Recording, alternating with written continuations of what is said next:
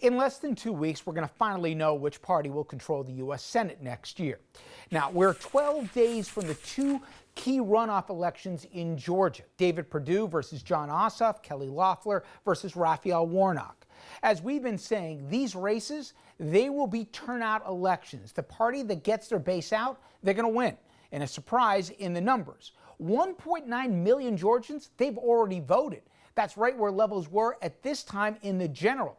Turnout always plummets for a runoff, but not this time. Stacey Abrams reporting that nearly 60,000 Georgians have voted in the runoff who did not vote in November. She says half of the group are voters of color. And Nate Cohen of the Times, he did this analysis of the black vote so far in the runoffs, noting that black voting rates higher thus far in the runoff than they were in the general. All good news if you're a Democrat. This as the two Republicans pivot after getting a smack from the president. Now, we're talking about Trump's backtrack when it comes to COVID relief. No one is being hurt more by the president's position than Perdue and Loeffler. They've been talking up their efforts on the bill. Trump, you'll recall, called the $600 checks a joke. He demanded $2,000 checks instead. I want you to keep that in mind as you listen to this David Perdue ad. Jon Ossoff opposed past COVID relief and encouraged Democrats to block additional aid for months. But Senator Perdue never gave up. Perdue again delivered real, meaningful help for Georgians. $900 billion in new COVID relief, direct checks to Georgians. So the question now is, can the two Democrats on the ballot in 12 days capitalize on what would seem to be a positive moment for them? Well, it won't be a lot of campaigning until Saturday, but there was one last Democratic event to rally the base before the holiday break. Our field producer, Annie Anderson, she was there. Decked out in holiday gear, Cobb County Democrats made the argument to go dashing to the polls. With Christmas coming up, we don't want people getting distracted and not making that plan to go out and vote. Cobb County, once a Republican stronghold, is now considered a bellwether county, with Joe Biden, Jon Ossoff, and Raphael Warnock all winning by at least 10 points in November.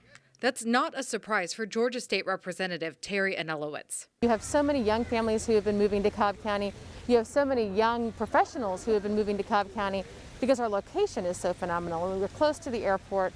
We're close to every business center in Metro Atlanta, and we have our own business center here in the Cumberland area. So it's not surprising that the county has sort of transitioned in such a way that we've seen this shift in how Cobb County votes. As of Thursday night, about 25% of Cobb County's registered voters have already voted in the runoff election. State Representative Eric Allen pleased with what he's seeing so far. But I think people, have started to realize that when they vote, it matters. And Georgia turning blue in the general really convinced a lot of people who may have sat on the sidelines previously that their voice does matter. And they've come out, they turned out, and also seeing so much scrutiny around their vote and their voice has made them more determined than ever to participate in democracy. But there is one group currently lagging behind the others, voters under 30, who are expected to play a big role in this election.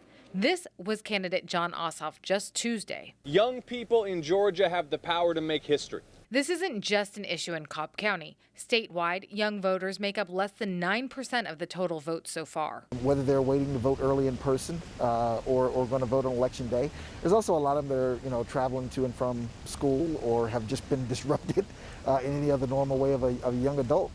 In the general election, young voters accounted for 14% of the total vote.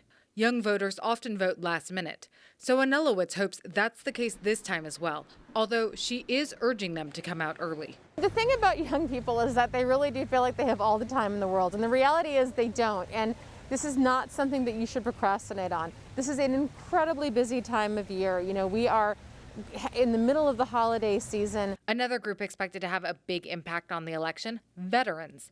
Georgia has almost 700,000 veterans, and both Republicans and Democrats are fighting for their votes.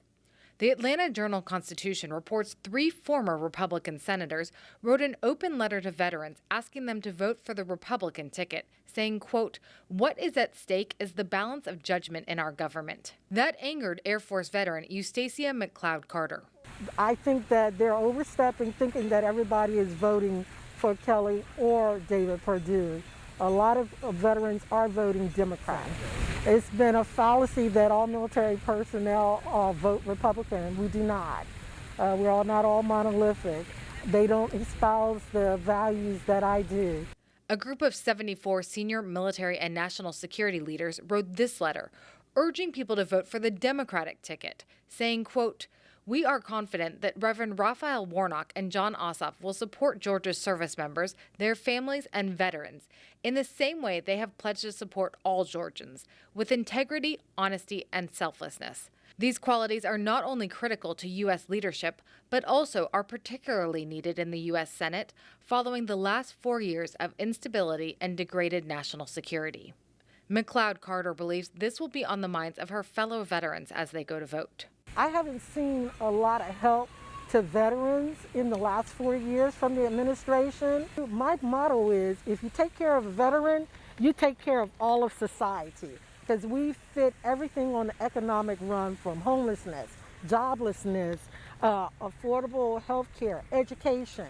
And with the election less than 2 weeks away, both sides will be fighting for these important groups. In Cobb County, Georgia, Annie Anderson for RNN. Up next, a great story for you, a modern-day Santa. Stay with us.